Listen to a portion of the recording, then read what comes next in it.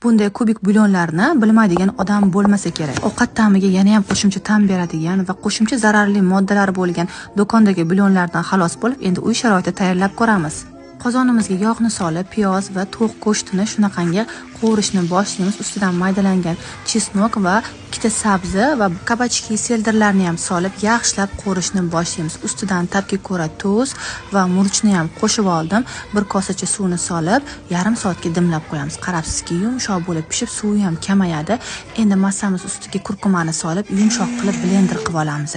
Massamiz xuddi shunaqa blankamizni eslatadigan ko'rinishga keldi. Endi biroz sovigach, xohlagan konteyneringizga yoki shunaqangi setka salafalarga sovolib, tekislab olamiz. Xuddi videoda ko'rsatilgandek qilib, juda ham ishlatishga qulay va oson qizlar.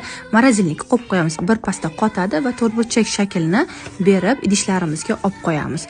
Asosiysi ortiqcha moddalarsiz foydali uy sharoitida tayyorlanadigan va ovqatlarimizni yana ham shirin qilib beradi. Like bosib, yaqinlaringizga yorib qo'yishni unutmang.